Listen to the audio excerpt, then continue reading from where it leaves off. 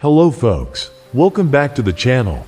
Today I want to share 3 unsettling encounters that might make you think twice about going camping alone. Let's start with the first story, which happened to me back in 2020. Story 1. The Stranger at Rocky Mountain National Park. The world was in lockdown because of COVID, and most people stayed inside their homes. But I love backpacking and camping, so I used that time to travel around to different national parks. One of the spots I chose was a creek in Rocky Mountain National Park, Colorado. Before I continue, let me give you some background. In 2019, I made a mistake at my job that caused several people to lose a lot of money. Because of that, my reputation took a hit, and many people started to despise me.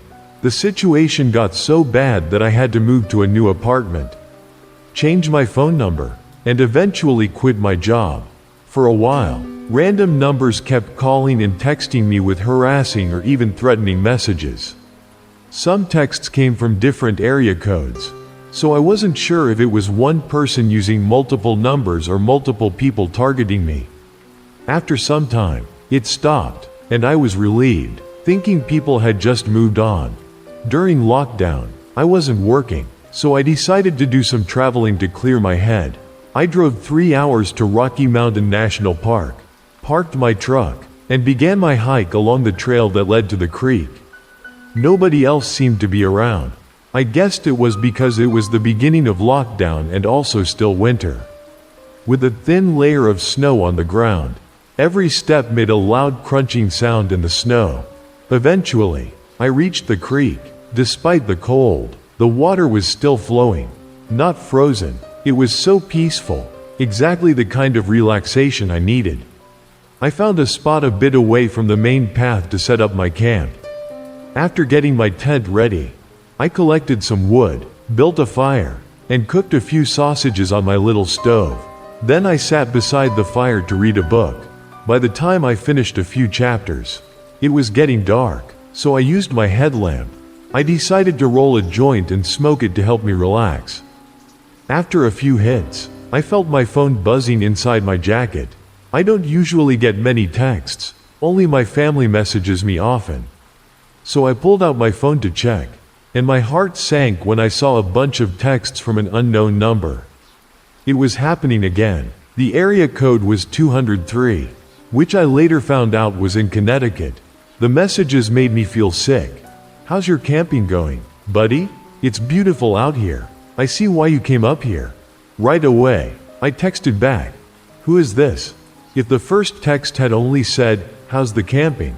I would have assumed it might be a family member. But these texts suggested that whoever it was seemed to be right there, watching me. I was already feeling a bit high, and these messages sent me into full-blown paranoia. My eyes darted around the dimly lit forest as I stood up and spun in a circle, shining my headlamp into the darkness. I didn't see anyone. Still, I rushed to get my P365 handgun from my bag for security. Normally, I would extinguish the fire before going to sleep, but I couldn't handle the idea of complete darkness. I climbed inside my tent, zipped it up, and sat on my sleeping bag with the gun close by. I sat there, staring at my phone, waiting for another text. None came right away. Minutes dragged on, and my paranoia wouldn't let up. I tried to read again, but I couldn't focus. Instead, I opened YouTube on my phone. I watched some true crime or murder documentaries to pass the time. Maybe not the best choice given the circumstances. That's when the next text arrived. It was a reply to my, "Who is this?" It said, "Doesn't matter anymore." My heart started pounding again. I responded, "How did you know I'm camping?" But there was no answer. The whole situation grew heavier in my mind. Was this a prank by someone I knew? Or was it one of the people who had been harassing me? And how did they know I was here? About an hour passed. I kept watching videos on my phone, noticing the fire outside was dying down. In winter, you don't hear insects or much wildlife, so the woods become eerily silent. Every time a video ended, the silence almost hurt my ears. My peace was totally destroyed by those texts. Suddenly, I heard it. Footsteps crunching in the snow, heading toward my tent. They got closer and stopped maybe 6 feet away. I gripped my gun, ready to switch the safety off at any moment. Then there was a short flash of light, like someone briefly shined a flashlight or snapped a photo. My fears were confirmed seconds later when I heard the person's footsteps retreat into the forest. My phone buzzed with a new text. It was a photo of my tent. The next message said, "Have a good night's sleep." At that moment, a surge of adrenaline and anger washed over me. I unzipped my tent, pointed the gun into the air, and fired 2 shots. I heard panicked footsteps scrambling away through the snow. The fact that the footsteps didn't completely fade for a moment made me realize they were still nearby, maybe watching from behind the trees.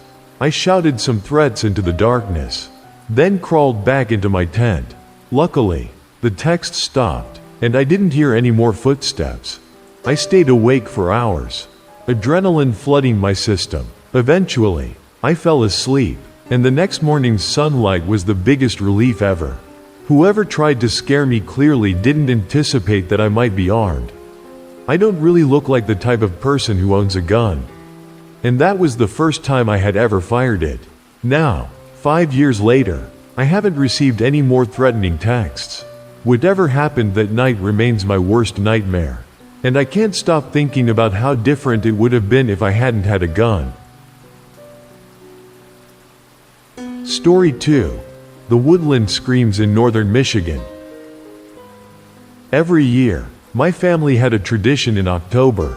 We would spend a weekend up in northern Michigan at my Uncle Jim's 4-acre property. He had a big house with 5 bedrooms and 3 bathrooms, which could fit a lot of people. My brother and sister stayed in one bedroom, and my 4 cousins stayed in another. The other bedrooms were for the adults. Uncle Jim was a big hunter and fisherman. He traveled all over the country to hunt and camp. My dad joined him on some of these trips, even though my dad is a big animal lover who wouldn't harm anything. Part of Uncle Jim's land was forest.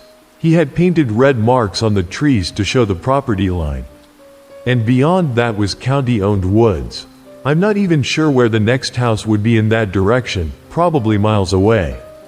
One year, my brother Adam and I, along with my cousins Jake and Joe, had the idea to camp overnight in the woods. We talked about it during lunch while our dads were discussing hunting. Because they'd been drinking a bit, they quickly said yes. Our moms, on the other hand, were not too thrilled, but they didn't forbid us directly. So we took that as a go-ahead. My dad and Uncle Jim helped the 4 of us set up a tent in the woods. My 2 girl cousins and my sister weren't interested, so it was just us boys. We went pretty far, definitely beyond the property line, until we reached a small clearing filled with soft, mossy ground. Uncle Jim said deer liked to sleep there, and it was perfect for a campsite. They showed us how to set up the tent, wanting us to learn. It was big enough for 4 kids to sleep comfortably. Once the tent was up, we placed our sleeping bags inside and headed back to the house. We spent the rest of the day playing games, and by dinner time, our moms were still uneasy about us sleeping out there alone, but our dads kept insisting we'd be fine. I remember my dad joking, "We're close enough to hear your screams if anything goes wrong." Looking back, that line was more eerie than funny. Later, around nightfall, our dads walked us back to the tent. We each had flashlights and extra blankets because it got cold in October. I also brought a deck of Uno cards to pass the time. Once we settled in, our dads returned to the house. Suddenly, we realized how alone we were. It was so dark, we couldn't see any lights from the house. We started playing Uno. It was actually fun, and it made the time go by faster. We probably played for half an hour. The tent was lit by our flashlights, which we placed in a circle. Then, we heard a scream in the distance. It sounded like a woman screaming. We immediately stopped our game and stared at each other. The forest grew silent. I remembered reading that foxes sometimes make screams that sound like a woman. I told everyone this to calm them down. Joe, who was the youngest, definitely looked scared, but my explanation seemed to help. So we went back to Uno. I won a few rounds, and we forgot about the scream.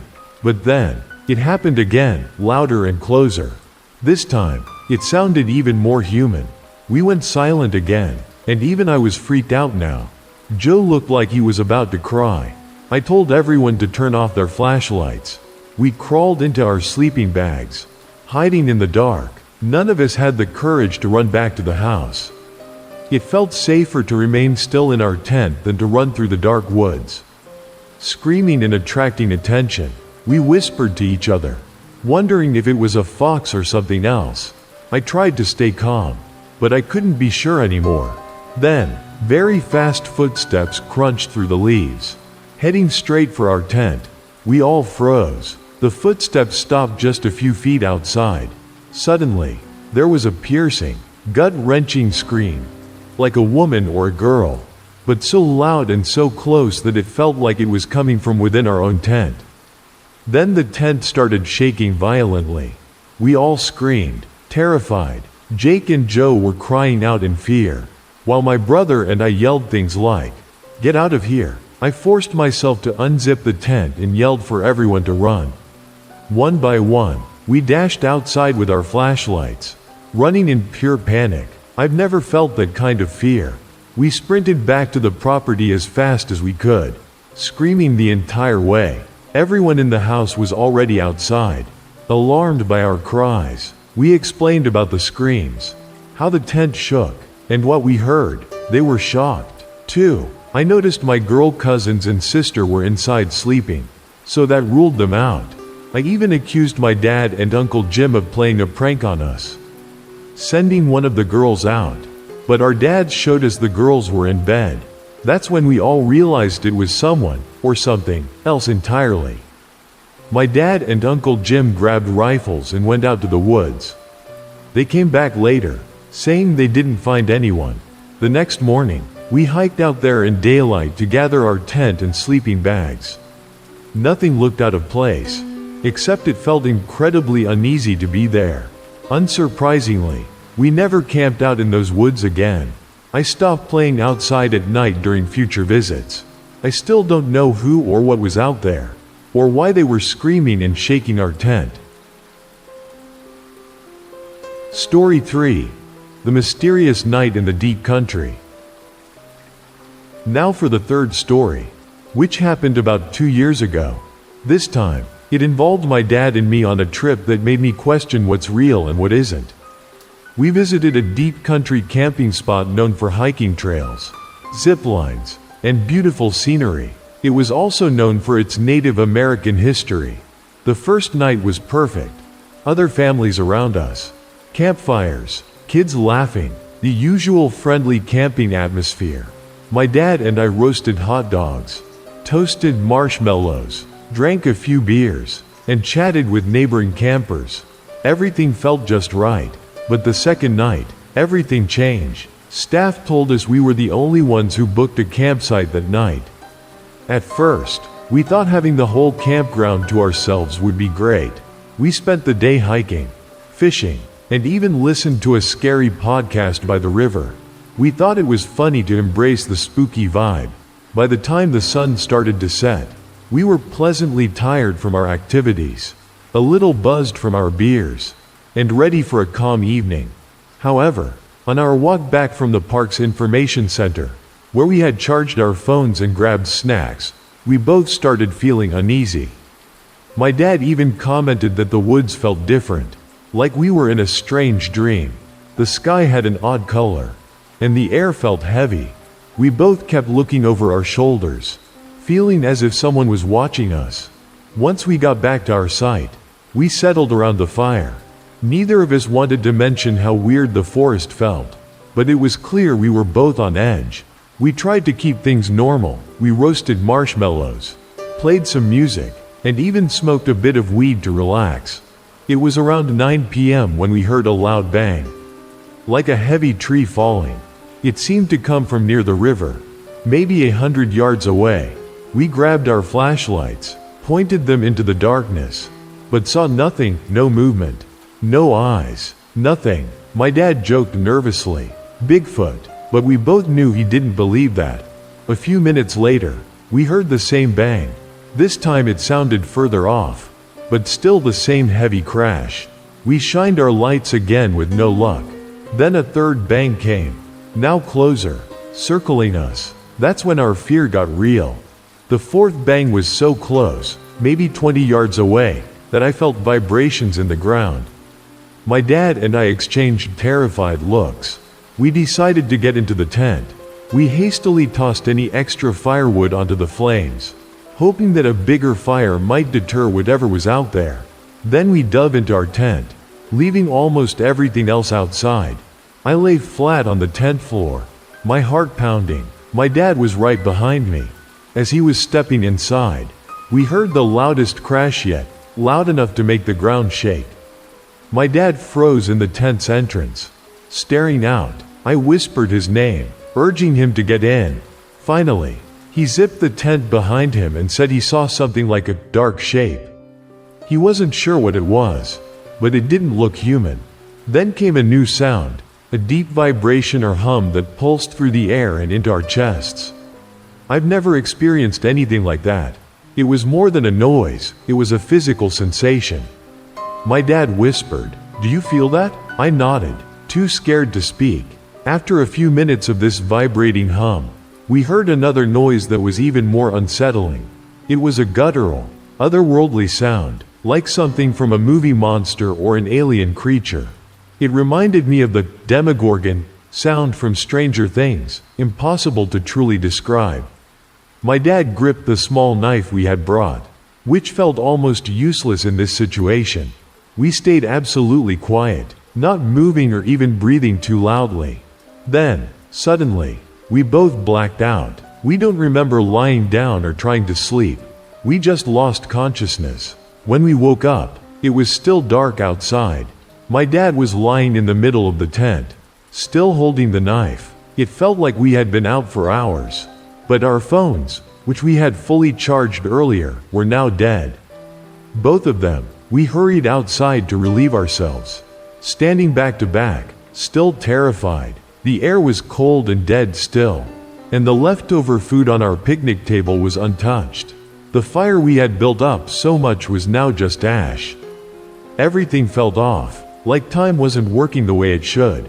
We decided to wait out the rest of the night, barely speaking, until it was actually morning.